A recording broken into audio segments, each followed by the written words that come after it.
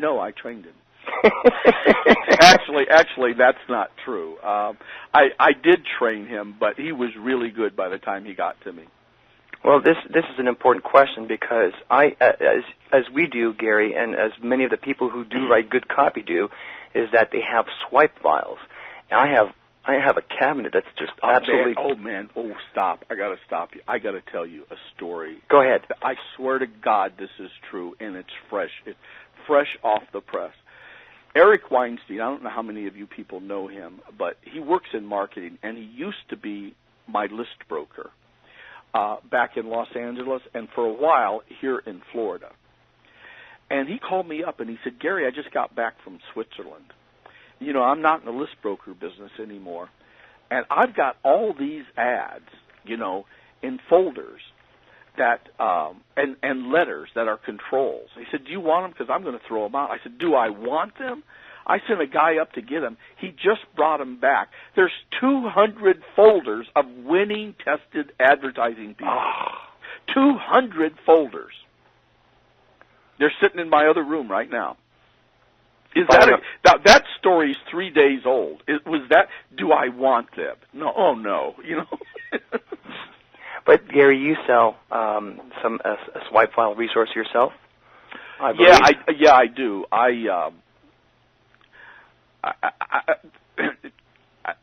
you know, I don't want to turn this into a pitch because I really don't. But I will tell you this: I've given a lot of seminars. But the best one I ever gave in my life, I don't know why it is. I was just at concert pitch, and it was, you know, nobody tells everything they know. But this time I said, to hell with it. And I gave it in Miami Beach. It was called How to Write a Sales Letter That Will Make You Rich. And it was the best on copywriting that either me or anybody's ever given. That's the first time the 2 mother letters I brought out, you know. And I'll tell you something. I was scared when I dictated those letters, made it write it, because I thought people were going to throw stones at me, you know, when I said, you know, you're nothing but a wrinkled-up old bitch, eat shit and die. But it got the point across. And by the way, I want to make a point about getting the point across. If you're a scuba diver, you don't have to learn very much. But the things that you need to learn, the half dozen things you need to learn, you better learn them, because if you don't, you're going to die. And one of those things is you learn that you don't hold your breath underwater. Now, I'm going to explain to you exactly why. Let's suppose that you dive off a little cliff into the ocean that's really deep, and you hold your breath. You have no scuba gear on. You take a big breath, and you fill your lungs to satiety. You know, in other words, you fill them as large as they'll go. We're all inclined to do that. Now, as you go down and the water pressure pushes against your lungs, the area in there will get smaller and smaller and smaller. That's okay, because as you come up, you're kicking your way to the surface, there's less pressure and your lungs get bigger and bigger as the pressure gets less and less. And by the time you return to the surface, your lungs are the same size as they were when you dove in. Everything's fine. Now, but let's say that you're 60 feet down and you want to get to the surface real quick, and you take a great big gulp of air and you fill your lungs to satiety. Well, since the water pressure is compressing the size of your lungs, you have taken in 5 times as much air as you could take in if you were on the surface. You hold in your breath instead of breathing, and as you go up, the pressure lessens, and your lungs expand and expand and expand. The air expands till your lungs can't expand anymore, and then the air goes through your lungs into your bloodstream and into your brain and other places and either cripples or kills you. So you'll notice that when I make a point, I'm not really shy about it. I try and hammer it home. But here's the point. I look at teaching people copy like I'm trying to save their financial life. Because if you guys don't learn to write copy, you know what you're going to have to do? You're going to have to work for a living. And if you have to work for a living, it's going to kill you. But the same with scuba diving. So if I am teaching someone to scuba dive, I make damn sure I don't just say, by the way, don't ever hold your breath when you're underwater. Got that? Fine. Okay. And go on to the next thing. No. I make sure they understand that, because In marketing, there's only a dozen or so things you got to get right, but you really, really have to get them right. You can't paddle up or down the Mississippi River and get to Marietta, Ohio. That's an important point, because one of the things that Peter Stone, a guy that actually is the foundation of this call, the guy that actually helped to put this together. Yeah, he did. He said something that was phenomenal, and a lot of people heard this before. You probably heard the saying that good copy is the temporary suspension of disbelief, where Peter Stone says good copy is the temporary suspension of critical thinking. And the reason why he said that is because a lot of people were asking questions like on the board that he's a moderator of, that he's one of my moderators. A question people ask is, why do you have to explain so much in great detail? And I think the best thing that I can say whenever I try to explain that, I use Peter's quote, but at the same time I say, if you have to write copy and you leave out stuff where people have to think by themselves, they're going to naturally be inclined to think about all the negative stuff as well, and all the things that could be easily get them to confuse what you're trying to say. That's true, but that's part of the story. Now, you got one part of it exactly right. Confused prospects never buy. Exactly. But details convince people. And let's talk about credibility. That was one of the questions on the site, the credibility and believability. If you have a retail location, you tell them, we're located at 123 Main Street, right across from the police station, next to the public library. And you tell them your telephone number with the area code. It's 216-834-9067. We're open from 9 o'clock in the morning to 5:30 p.m. Pacific Coast time, but we're never open on Saturdays and Sundays. You tell them specifics build believability, and you got to understand something. All of us, I know a great deal about marketing. I can hardly function otherwise. God, most of the time, He apportioned skills for people. You get so much skill to balance your checkbook, so much skill to get your laundry done, so much skill to... He gave 99% of it all to me for marketing, and I just stumble through life. I'm as dysfunctional as any human being on earth except Jay Abraham, who's totally dysfunctional. Okay, but I bought a really neat little thing from Sharper Image. It was the size of a stick of gum. It is a tape recorder. And as soon as I opened the instruction book, I went into a rage. You know what it said? How to set the clock and calendar.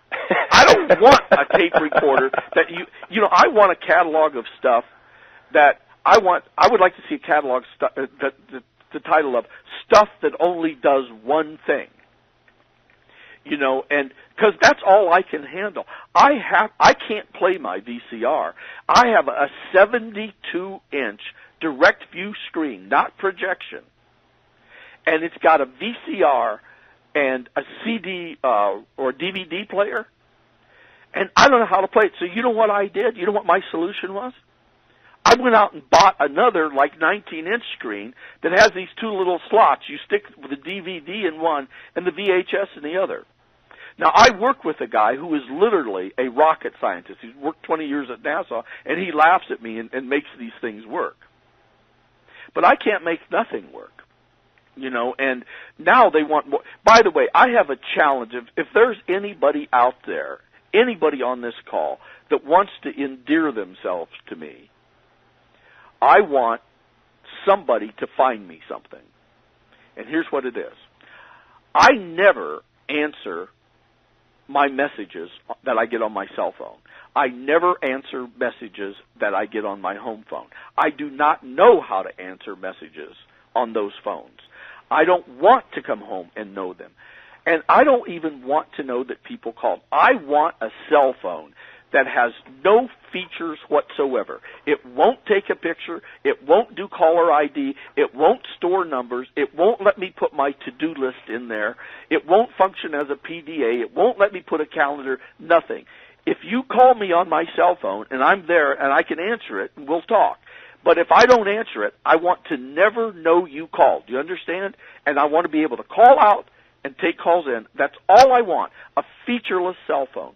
I got on a plane to Los Angeles, where my children are, from Miami. It's 5 hours. I decided to read this is really off the subject, but I decided to read all of the features. I said, I'm going to read this book. I'm going to read it. Well, I learned there's certain laws about electronic things when you explain them.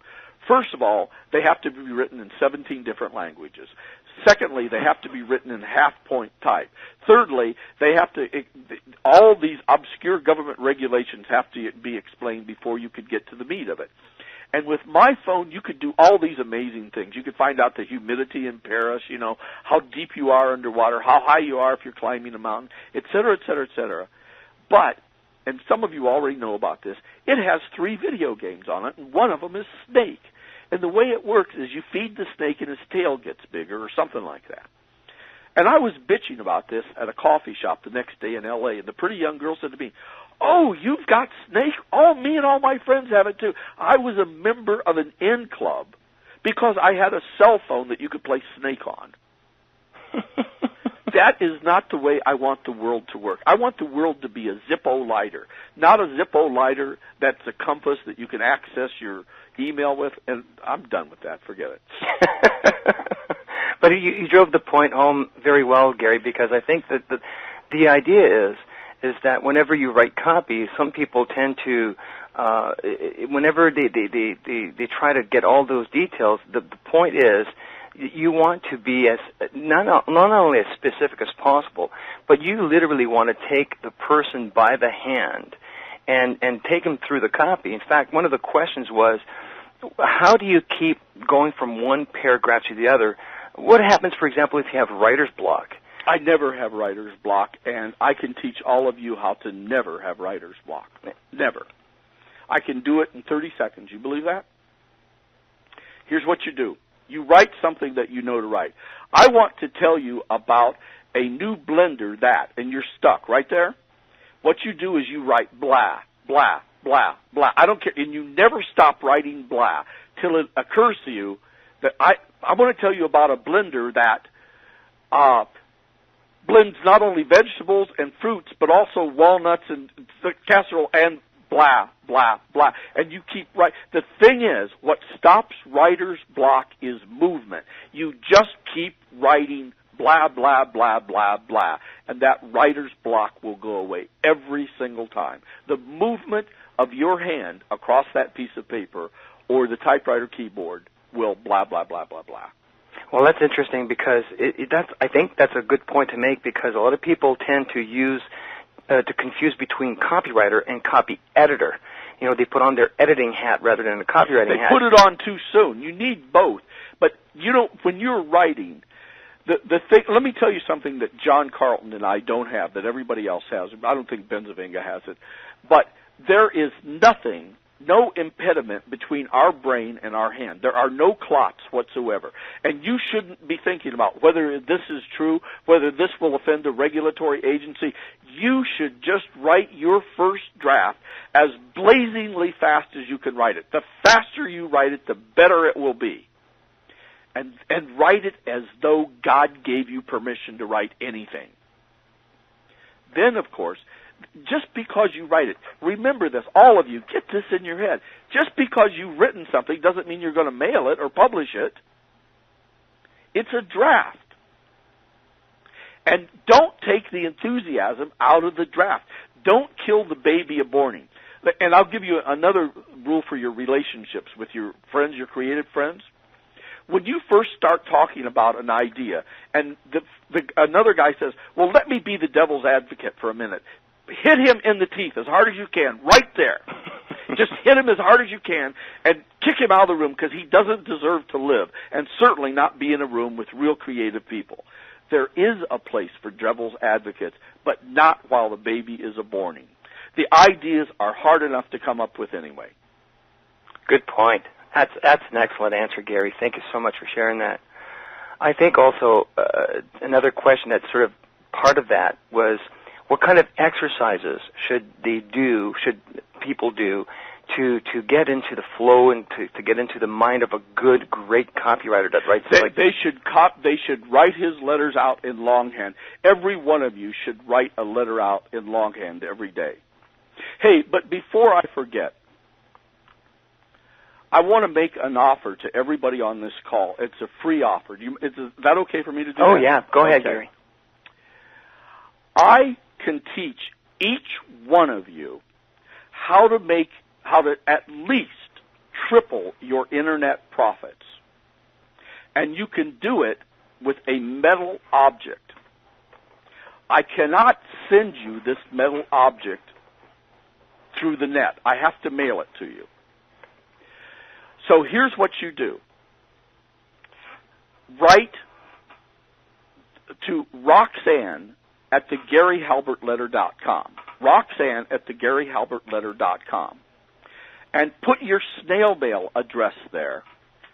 And I will send you this metal object, and explain to you how to use it. And I guarantee it will triple your profits. Now, this is not necessary, but if you trust me, I would also like you to put your telephone and fax number there. And I don't abuse anybody's information. You know me, I don't send emails every day or anything.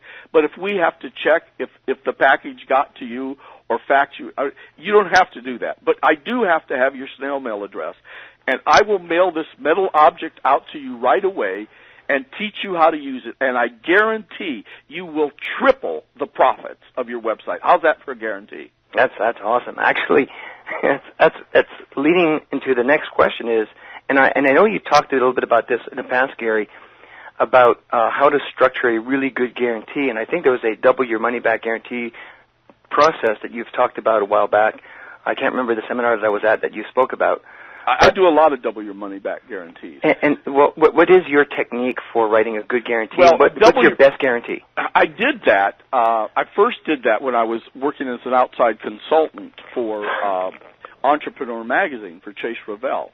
And they were publishing these reports that sold for about $60 or $70 on how to make money in the florist business or how to start a balloon vending business. And the first half of the report was generic, talking about getting your business card, getting your business license, et cetera, et cetera. And then the second half of the report told you how to do things that were specific to that particular business. And they were getting clobbered by their refund rate. And I said, well, I'll fix it for you. And they said, how are you going to do it? And I said, I'm going to make it a double your money back refund, but I'm going to make it conditional. And here was the conditions. You send this, you say, as long as you do it exactly as we tell you to do, we guarantee you will make a profit at this business. And when you send the book out that says, okay, the first thing you have to do is you have to get a business license. The second thing you have to do is get stationery and envelopes and business cards printed up. And blah, blah, blah. And said, okay, if you give this a fair trial for 60 days and it doesn't make any money, send us back a short written note telling us you filed all the instructions, and write that note on your stationery, include a photocopy of your business license and your business card. And that stopped refunds. It increased sales by 50% and almost eliminated refunds. Because when people want a refund, I'll tell you when they decide to get a refund. The moment they're ordering. There are some cases when you send them garbage, they want their money back. But for the most part, the person who wants a refund knows that when he is ordering. Now, here's the way I do it on diets. A lot of times I'll say, we can't make a lot of claims for this diet because it has not been inspected by the FTC. All the information is what's called anecdotal. But we believe in this product very strongly.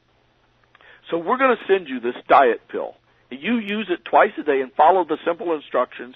Use it for 60 days, and if it doesn't take off weight more than anything before, send it back. Send the empty container back, and with a note telling us you followed the instruction, and with a note. We send this with a product telling us that you took the pills twice a day and walk for half a day as instructed and give us the name and the address of your doctor and the approximate date you went to him to get his approval to start this diet program. Now, that might seem tricky, but what's the alphabet agency going to say to you? Well, you told her to go to a doctor before she starts the diet program. Well, it's kind of irresponsible not to, isn't it? But nobody does it. And I'll tell you another thing about refunds. The longer the refund period is, the fewer the refunds you will have. You know, the worst thing you could do is you see ads with a 10-day money-back guarantee. That puts a deadline right in their head. Oh, I've only got 4 more days to return this. Put a 6-month or a year guarantee in there. You think anybody gets a 6-month guarantee and looks at their calendar and flips 6 months ahead and says last day to return widget ABC to Michael Fortin for refund? No, they don't. The longer the guarantee period, the fewer the refunds. The double your money back guarantee should always be a conditional thing. But I've seen guys try to copy what I'm teaching you now, and they would make ridiculous demands. Show me the insertion orders that you use to send the ad in, send the time, blah, blah, blah. I don't ask them to do anything outrageous. It's not outrageous to ask somebody to tell them before you start this diet program, visit your doctor, make sure there are no underlying health conditions why you shouldn't be on this or any other diet program. That's pretty reasonable, isn't it?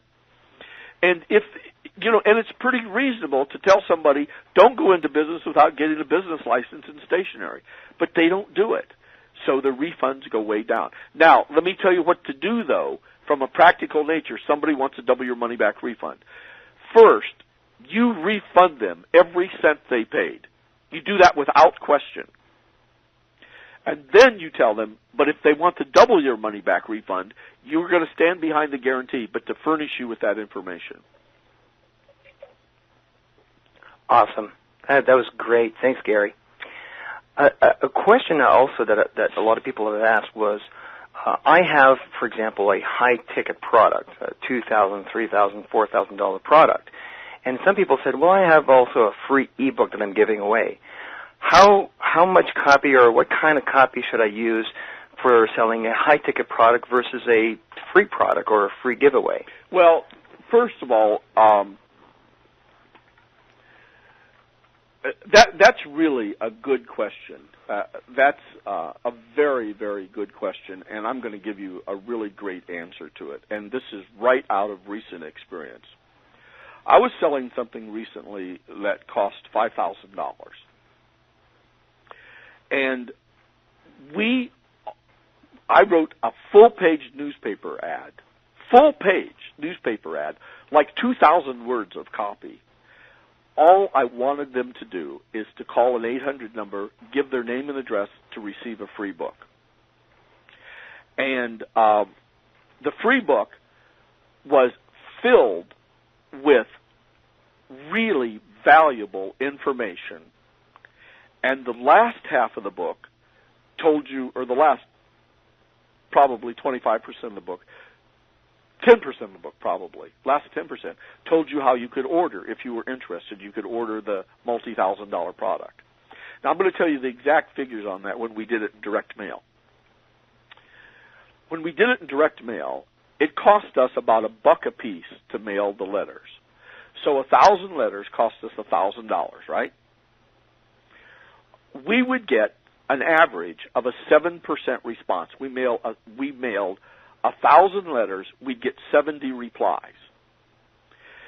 For each one of those replies to send them, we spent $10 working them, and we sent it Federal Express with a $1 bill letter attached. You know, $1 attached, because it cost us $10. In other words, the 70 replies cost us $10 a piece.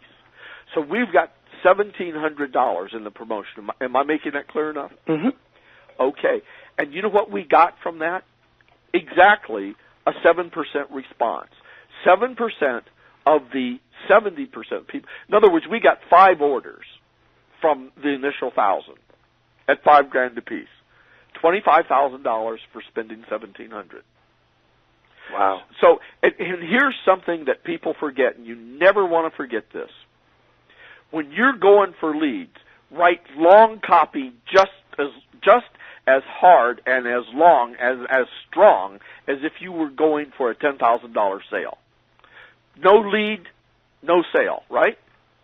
Right. Sell the hell out of getting them to give you that name and their name and address that you can mail them something to. Well, I think it comes back to what you were saying at the beginning, Gary, that people... Oh, by the way, and it is better to be redundant than it is to be remiss. Good point. And in light of that factor, I'm going to say it once again. You want to triple your website profits? I will send you something free and tell you how to use it to triple your website profits. And I don't make empty claims.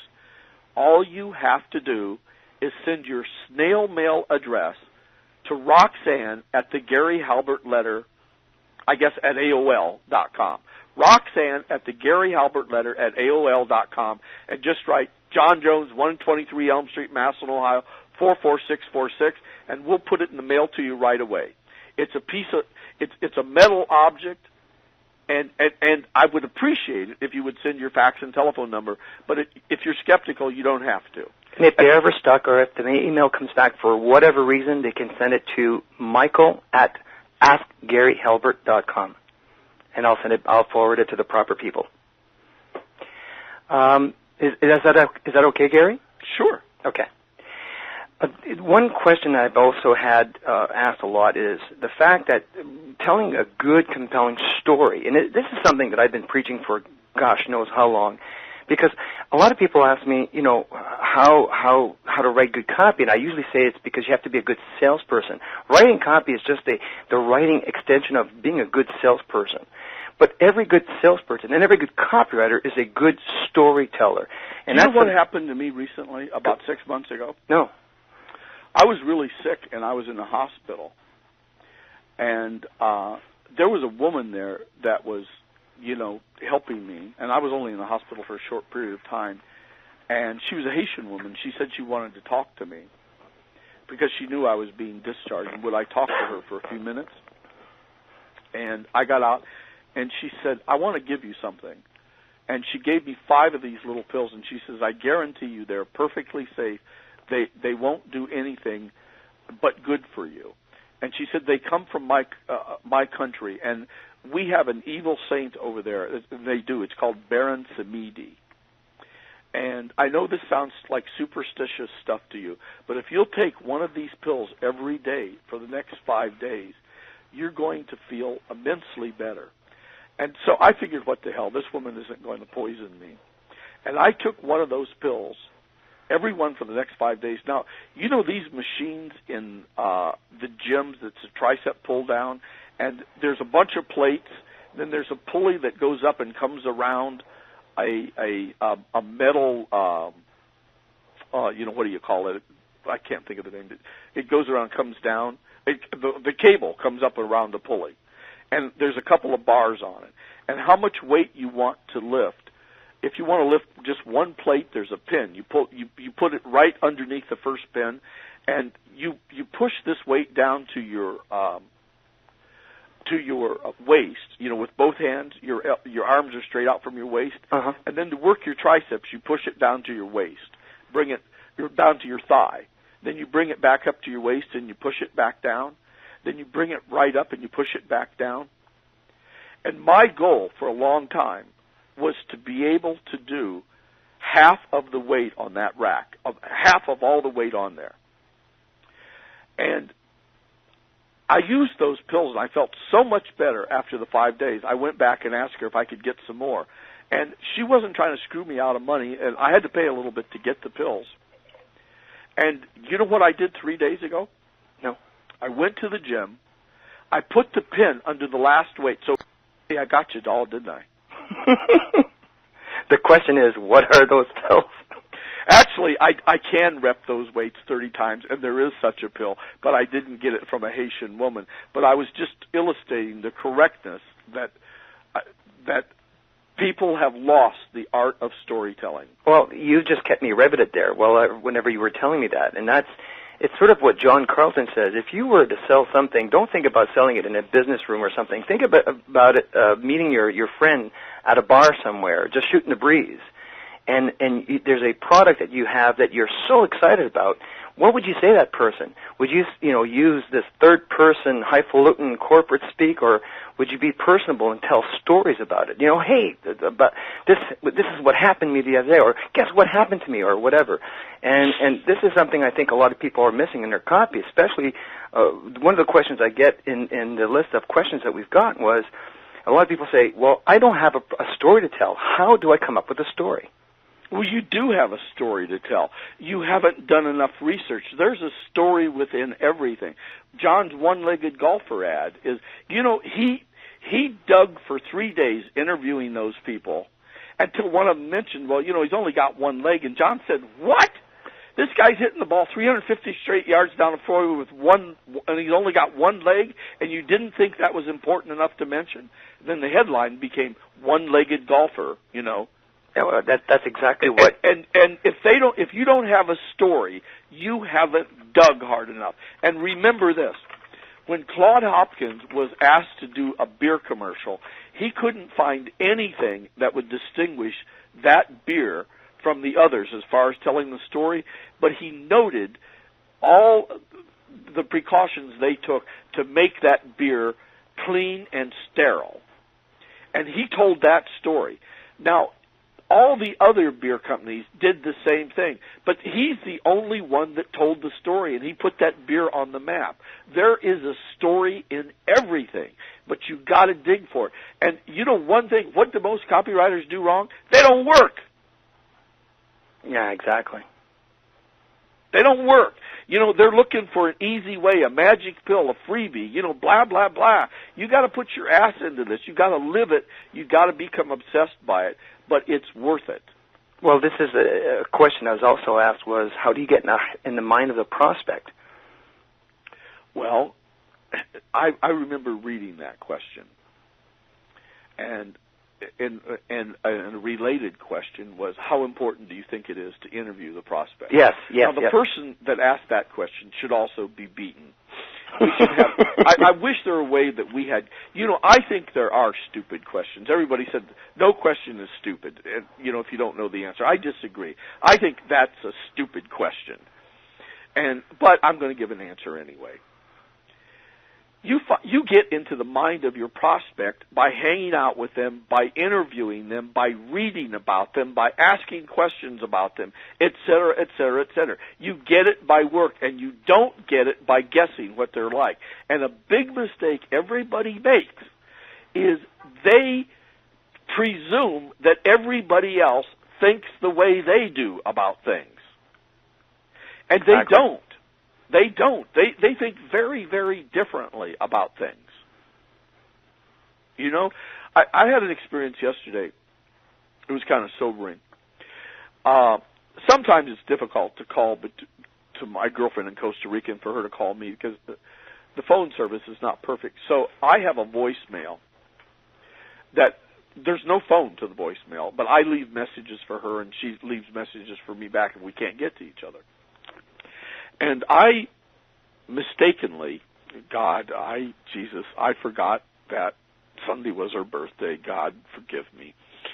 And she had told me, and this is another example of my stupidity, that her birthday was going to be Sunday, but she didn't care about birthdays. Well, Sunday she calls me up. She calls the voicemail and says, today is my birthday, and everybody's been calling me to say happy birthday, and all my family and all my friends. But the call I wanted was from my quarter zone, and I call here, and there's no message because I changed the message to, hi, this is Gary. If you'll leave your name and number, I'll get back to you as soon as I can. And she said, and she just called and said, my name is Syrian Piedra. My number is 833-0754. Please call me when you can on her birthday. Well, that's a little sign that I screwed up.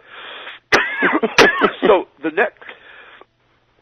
But I hadn't changed the method, even though I went out and bought her some nice birthday things and everything. And she called up, and see, I thought it'd be efficient if I could use that voicemail when people want to call me, because other than email, there's no way to get to me. unless you just magically call me and I happen to be home. It's because I get an average of 600 calls a week. I can't take it. But I thought, it'd be efficient if somebody wanted to know my number, I'd give them that number, for a couple of days. Well, it was efficient. But you know what? I can get another voicemail for $7 a month. And you know what my girlfriend thinks of? That's her voicemail. That's hers. It doesn't matter that I spent hundreds of dollars buying her a gift. It doesn't matter that I had me and my friend Hank sing happy birthday after she bitched about it. That was her email.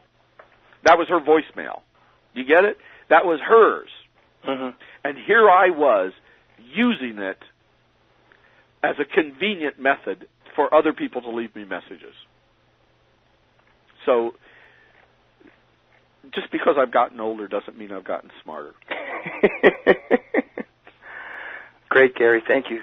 That was awesome. I think one of the things that a lot of people also tend to forget especially when they're writing copy, is there's always a good hook lying somewhere. John Carlton is a big preacher of finding the hook, the one thing. He's as good as they get at finding them, man. And the thing that I also tend to do a lot is to not only interview the client or interview the prospect, but at the same time is to get to use the product as much as I possibly can. And a lot of people tend to say, well, I don't think my client's going to do this or my client's going to do that. Kennedy says it best. He says that people have this tendency, this error, to think that they are their own client when they're not. You're never your own client. Well, first of all, only about half the time do I do a job that people hire me to do. Instead, I do the job they need done. They don't know what job it is they need done. That's why I haven't taken very many questions, because most of the people listening to me don't know the right questions to ask. And that's no sin. Nobody does in the beginning, of anything. Well, it's a great thing, and I want to stop you, Gary, for a sec, because one of the questions I thought that was stupid for me was, I have a product. How do I sell it? And I almost feel like sending them your newsletter issue about a starving crowd. Well, you're free to send it to them, but, people think if you're a good enough copywriter, you can sell anything to anybody. And I really cannot sell refrigerators to Eskimos. I can con them. I can lie to them and make them think they're space heaters. But the market is the very most important thing. And another piece of advice I'm going to give, and I want to say a couple things that are really important to get in before this call is over. Every one of you should have the SRDS mailing list book. Mm-hmm. You can get it online. You can get it at the library. It's non-circulating.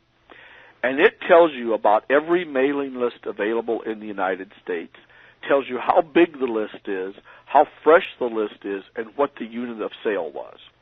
Now, there's a big difference between this list and Google AdWords or anything like that, because this isn't a list of what people like or are interested in. It's what they paid for. It's what they will pay for. And even if you're on the net, this is more valuable than any other resource. Actually, you can get this on the net. There's nothing as valuable as that. And I'm going to tell all of you how to tell if you are worthy of the title copywriter. Every one of you. If you can't pass this test, you should never take $1 from anybody else for writing copy from them. You should go through the SRDS mailing list book and pick out what you think is the hottest list you can find, the list of the hungriest fish out there. And you should conceptualize an information product for that list. And then you should make a mailing to that list to sell that information product. And let me tell you a really cheap way to get an information product. And, one thing I learned from Jay Abraham, he's the best guy in the world to brainstorm with. And Jay Abraham taught me how to work with him. I made $750,000 brainstorming with Jay for 30 minutes. Me and John Carlton, with a copywriter, I went out and mailed 800 letters and made $750,000. The guy's brilliant. Wow. But Eric taught me how to work with him. If you're going to ever work with Jay, you get him in a hotel room. You make everybody turn off all the cell phones. By the way, Ron LeGrand says you can guess the person's amount of money in their bank account by how many times their cell phone goes off when you're talking to them. It should never go off. It's an insult. But anyway, you put Jay in the hotel room. You have two big, strong guys in the limo. Go get him. You bring him to the hotel room. You lock the door. You take the phone off the hook. You stop all calls, and you interview him, and you have a tape recorder on. And the first time Jay says, oh, yeah, that's a good idea. I've got a letter that explains that back at the office, and I'll mail it to you as soon as I get back. You have the big guys hit him in the mouth a few times. Because what you don't get from Jay in that room, you're not going to get from him. So I don't know what that related to. I was babbling on about No, that's about brainstorming, which is good. Oh, yeah. About coming up with a good hook or a good story or you know, when people have a hard time, even coming back to the issue of writer's block, because some people say, well, I don't have either a USP or I don't have a hook, or I'm writing copy for somebody else. What do I do to find that one hook? And I think brainstorming is a good point. See, what a lot of you people on this call are doing is you're censoring yourself, figuring the client's not going to like this, his wife's not going to like this, this is not going to get by the regulatory agencies. You have a built-in censor. You've got to kill that built-in censor. Just write full out right from the beginning. And the way you get the answers to this thing is you get his product, you get his testimonials, you get all his previous advertisements, all his previous controls, you interview him, you interview his men, you interview the customers, et cetera, et cetera, et cetera. You know, writing is like the tip of an iceberg. I did a piece for Donna Mills, who was the star of Knots Landing, and she was selling a beauty product for the eyes. And I was out in Santa Monica, California, doing it, you know, and I just interviewed her. She was a really sweet lady. And somebody said, man, you're really good. They said, you're fast, too. He said, how long did it take you to write that ad? And I said, 33 years and 45 minutes. Perfect. And that was it. You know, and what you got to do is, John has something like, I would like to play the guitar like John Carlton can. He knows every song in the world. He can make the guitar talk. And I tell him I want to do that. And what's the secret? And he says, when a new guy tells an old hand that plays the guitar, he's taking up the guitar, they ask him two questions, and the first question is a trick question. How many lessons do you take a week? And it doesn't matter what the answer is. And then it says, how many hours do you practice a day? And John says, and it's true, this is the answer to a lot of things, 10,000 hours. And, you know, I sat and figured out, I wrote winners before I became Gary Halbert. I first found my voice in the mid-1970s, and I had been writing since 1968. And it came out to about 10,000 hours. You better put your 10,000 hours in, because you ain't going to do it otherwise. If you want to write copy like Benzavenga, Halbert, Carlton, Scott Haynes, you know, a few other people, about 10,000 hours from now, if you put it in, you'll have it. And you need to start tomorrow. What you need to do is start with my letters or somebody's letters, and you need to write them out in your own handwriting, and you should do that every working day for the rest of your life, or at least until you got 10,000 hours. See, I don't use templates anymore because they're all embedded in my wiring. But most of you are not there yet, and you've got to get that embedded in your wiring. I think it's a good point to also say that you've got to start right away. One of the things I've learned that, well, I wouldn't say I've learned it, but somebody that really hit me in the back of the head with a hammer about it is something John Reese taught me when I was writing copy for him, and actually when I saw him speak at a seminar, was, you know, if you want to learn how to write copy, write anything and put it up on the internet. and realize that that is going to be the worst it's ever going to be.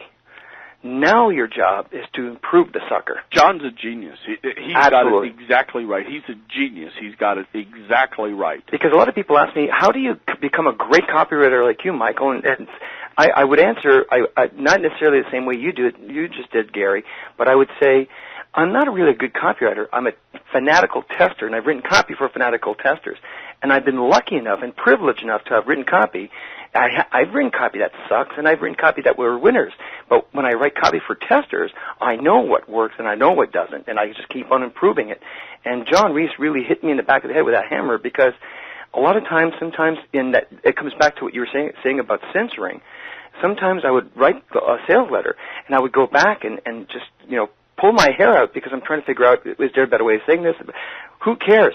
Put it up, test the sucker, and improve on it. It's the worst it's going to ever be. Well, I'll tell you what, Michael, you may have made the most important point of the evening. My friend Joaquin de Posada puts it another way pretty succinctly. Anything worth doing is worth doing poorly. And, I used to never want to do anything unless I was already good at it. Well, you're never already good at anything. Your first time out the box. Right. There was a pro playing in a pro-am tournament, and the amateur said, "I'm embarrassed to play with you." And he said, "Why?" He says, "Because your fairway, your tee shots are straight down the middle." He says, "Your approach shots from, fairway shots are great. You're great around the green. You're a great putter." And the pro said to him, "Well, don't you think it would be a little strange after 20 years if I didn't play like this?" And the amateur was comparing himself to somebody who had done the 10,000 hours. Right. And I want to make what I think is a point of supreme importance. The acceleration of the acceleration is accelerating. That's my way of saying it. There is no way that anybody on this call knows what they're going to be doing 24 hours from now, 5 years from now, 5 months from now, 5 hours from now. You can have a Christopher Reeves moment at any time. You better do what you're going to do right now. In fact, me and Mongo have come up to some, Mongo Scott Haynes. We believe it so strongly that if exercise is your priority or writing copy, when you do it immediately when your feet hit the floor before you even make up your bed. Because the chances are anything you don't do immediately upon getting out of bed, life is going to crowd in on you and you're not going to do it. Well, I'll put off exercising until just after lunch. Well, I'll put it off till dinner. I don't, blah, blah, blah. The only thing that for sure gets done is what you do immediately upon getting out of bed. And another thing I will tell you, and it's about time to conclude this, I think. Yes. But I'm going to tell you a true story. And not only do you not know where you're going to be, you don't know what strange thing is going to happen to you. And I'm going to tell you about a strange thing that happened to me. And I think it gave me a big advantage over everybody else at a very early age. I was only 20. And I've told this story in seminars, and I once told it, and there was an 85-year-old school teacher in the front row from Alaska. And I thought she might be embarrassed that I was telling the story. But she laughed so hard, I started worrying she was going to have a heart attack right there. And I want to tell you the story. And I want you to know, this could have happened to you. But this really happened to me when I was 20 years old. I was a military policeman. I was in Germany. And I was on patrol duty with another MP. I still remember him. He was a big guy named DeRoy. We got called to the station, and we had to strip off our uniforms and stand in a lineup. And there was a German civilian there. And he, was trying to pick one of us out of the lineup. When this lineup was over, they told everybody to go but me. The German civilian had picked me out of the lineup. Now, let me tell you what happened before that. because I was a great jokester. And when we stood roll call before we went on duty, just like you see in police shows, they tell you the criminals to watch out for. This guy raped so-and-so. This guy broke into this convenience store, et cetera, et cetera. Well, there was a guy who broke into a farm, a guy's barn, a farmer's barn, and he sodomized the farmer's cow. The farmer came out and caught him, and he hit the farmer and knocked him down, knocked over the bucket, which knocked over a candle, which started a fire, and then he ran off the property. Now, when you're in the military, all of your clothing, you have your serial number in there. And I had an overseas cap that was too small for me, so I had thrown it away. And the guy who did this was actually wearing my overseas cap. And it fell off, and it was left at the scene. So they already had a predilection to think it was me. Now, my life went in the blink of an eye from being an upstanding do-right MP to a guy who is under arrest for sodomizing a cow. And I want to tell you how that changed my life. They only allowed me to do two things. I could stand roll call, and I could go to the mess hall to eat.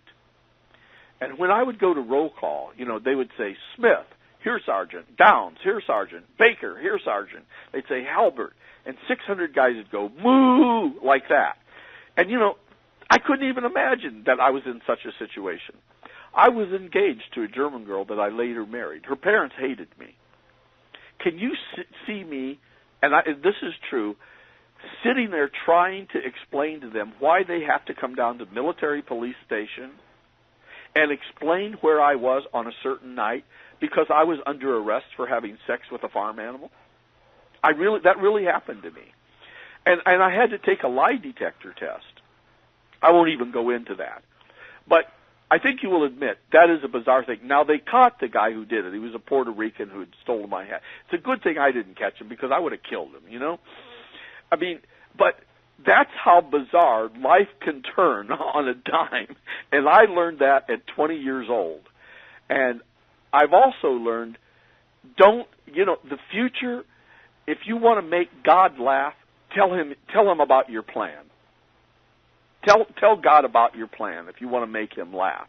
And the point is, you want to be a great copywriter, and you want to be a great marketer, and you want to achieve all these things, do it right now.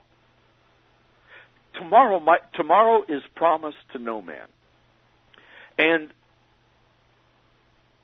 if all of you people enjoyed this 2 hours of ranting of a madman, and you want to do it again, we'll do it again. Thanks, Gary. As long as somebody sends me their snail mail address.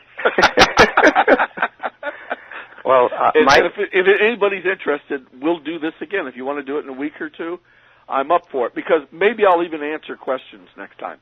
Well, I have, just because I mentioned my email for that little call, I've gotten over 200 emails right now waiting for me.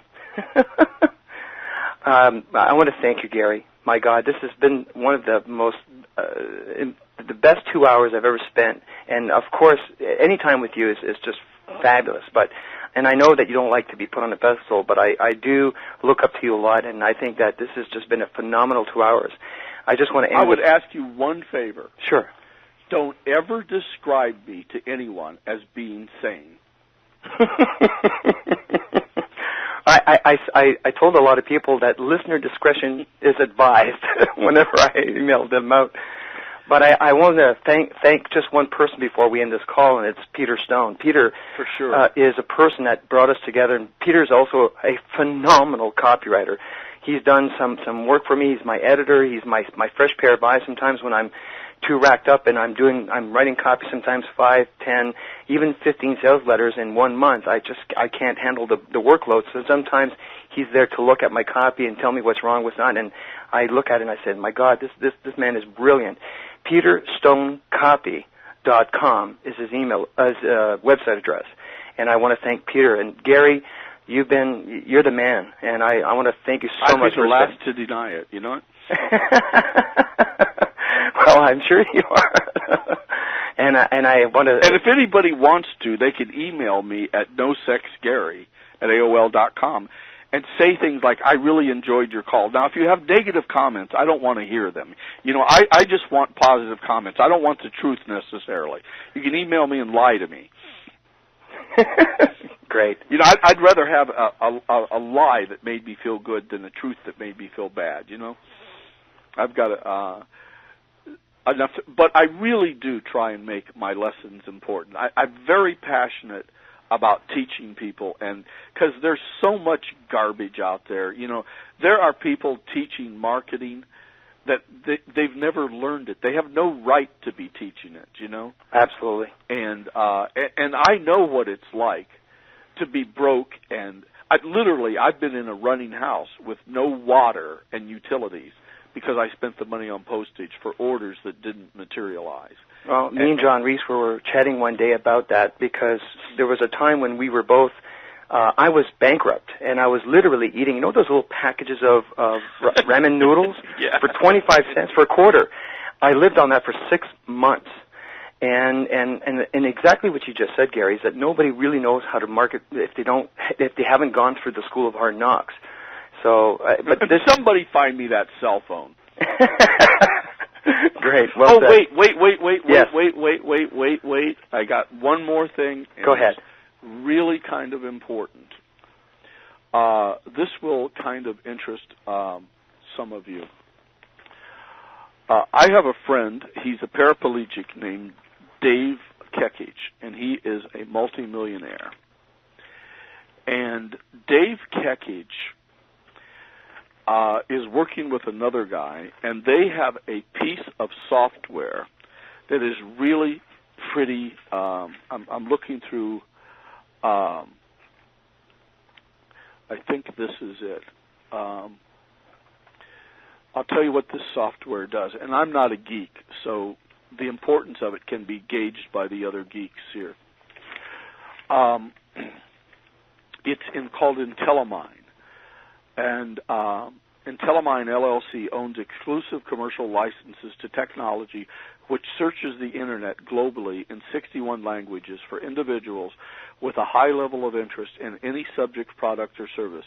This technology was developed under federal government contracts with the objective of searching the web for terrorist-related chatter. It has been successfully deployed for several U.S. government agencies for a growing number of commercial enterprises who are finding new prospects and opening new businesses at near zero upfront marketing expense. The Intellimine data mining technology is designed to bring any selected client in nearly any industry to market dominance. Our test indicates the ability to identify millions of customers worldwide who we can then contact with specific and highly motivational email, and all at virtually no cost. Moreover, the software is intelligent. It continues to refine its searches and continually add email addresses as it gets smarter about the subject it is seeking. We believe this technology can be developed to the point where it reverses the typical web search. Today, a searcher goes to Google, Yahoo, or Ask Jeeves to find information. A typical search uncovers hundreds or even thousands of hits, which must then in turn be researched to uncover information the searcher is seeking. Our knowledge platforms, on the other hand, are well-organized resources, eliminating the need for searching in the current manner and creating exceptional loyalty among our users, who then can be offered products and services in which we have ownership or shared revenue interest. In other words, the technology promises to provide us with a continuous screen of new prospects at near zero crosses, and there's some more about this stuff, but basically, what this stuff does is Dave was telling me about it today. It scours the Internet and only gives you names of people who are really interested. Here's the rest of it real quickly. Only represents the biggest expertise. An important aspect of our strategy is to build the most comprehensive knowledge portal about most products and services available anywhere. A knowledge portal essentially combines all information, communication, sources, and resources available to any subject to people who want information/knowledge on that subject. For example, we will provide chat rooms, forums, libraries, downloadable videos, products, discounts on related travel, calendars of upcoming events, unique resources relating specifically to the particular product or service, and more. This resource alone, modified after huge knowledge portals already constructed by our licensor, will provide a unique resource for customers and prospects and should instill great confidence in your company and its industry community worldwide.